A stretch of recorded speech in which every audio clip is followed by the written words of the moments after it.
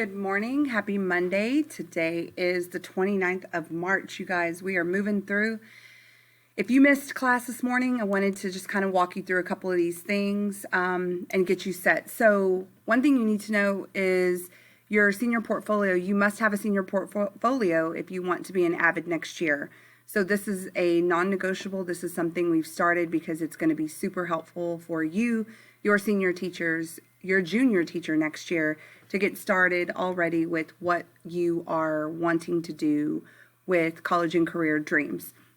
So first up, after your ACPC, make sure that you organize your senior portfolio. The directions are exactly how they are. What they say is what you need to do. If you have not created your senior portfolio, go back to the February 1st module and it will be step-by-step direction. There will be step-by-step directions on how to do that. Once you've created your senior portfolio, you need to share that with me so I can put a check to make sure you're good to continue with AVID next year. Also, you need to do these 4 things. So sophomores, you should have already completed SAA, SAB. Today, we will add your high school community activities record, and then you have also completed your top 10 college choices. So you need to complete those, save them, and move them to your Google Drive. One, you're going to move your SAA and SAB, even if they're still your drafts, and they may change next year, move those to your essays folder in your senior portfolio. You're going to complete the high school activities record. I'm going to show you what that looks like. And the explanation behind the high school activities record is just for you to keep track of what you are involved in each year. So there's a 9th, 10th, there's 11th, 12th. We're in 10th grade, so you should complete 9th grade and 10th grade. This document is fillable. You'll have to save it and then move it, upload it into your drive and move it to your senior portfolio. But what clubs and organizations have you been involved in? AVID is one, so you would write AVID and AVID.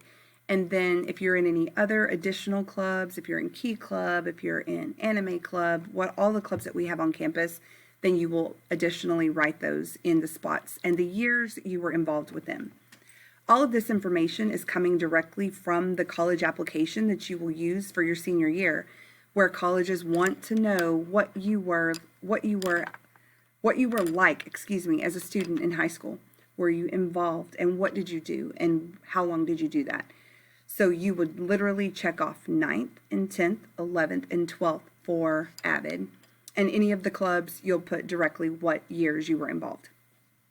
If you're an athlete, just write your sports here, include any district honors, any awards that you've received for athletics.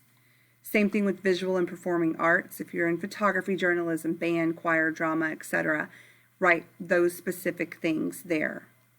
Class officers. Are you a class officer? Are you involved with student government? And what positions do you hold? Be very specific there. And then cheer, drill team, flags, JROTC, same thing, just write it there. And then break down any awards, honors that you've received. Student of the month, student of the year, student of the 6 weeks, AB honor roll, perfect attendance, anything like that, or any awards that you've received at all. Volunteer work / community service. What events have you worked? So put the titles of the events. A lot of you are doing donations this year because that's the route we're taking. So be specific with some of those things you have donated to. What are the names of those events? Okay, for example, right now we have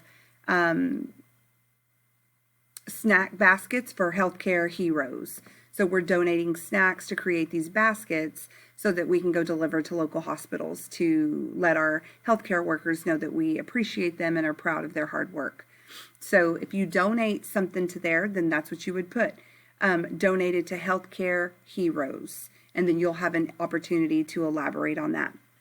And then there's even a box for you to add your own category if you have something else you'd like to add. Number 3, once you've completed that, move that high school activities record to your senior portfolio. Make sure that is in the colleges folder.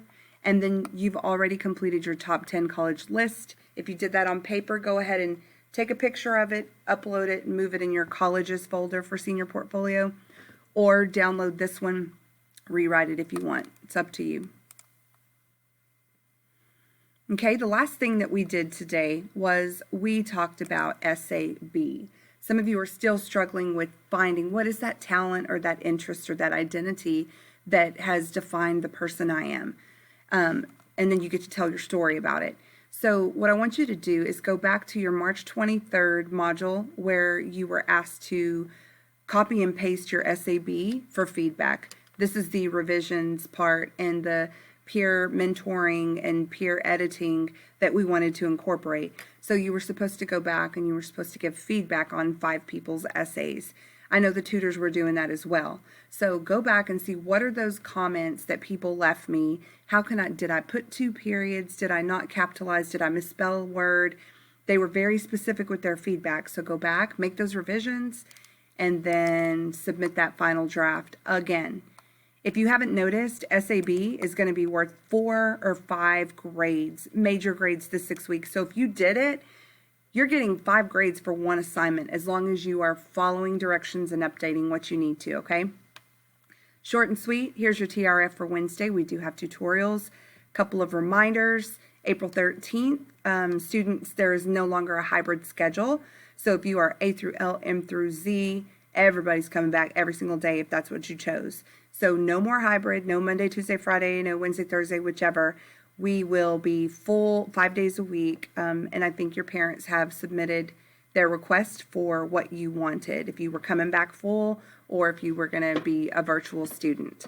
Whatever you choose to be great at it. That is up to you. All your success is going to fall on you. If you are having trouble with your classes, reach out.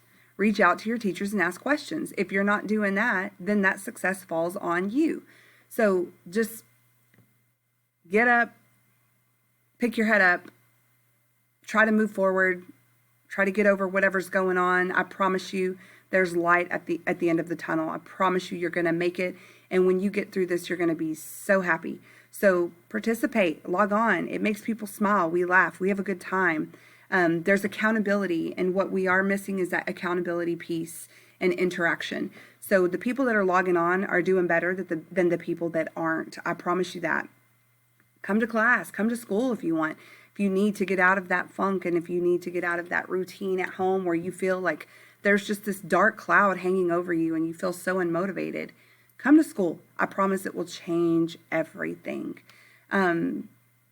I'm excited about April 13th and seeing everybody every day and how everything's going to be moving forward. I'm always here if you need me, and reach out, email or Canvas or Remind, whatever you need. I love you guys. I'm proud of you. I hope to see you here one day. Have a good day. Bye-bye.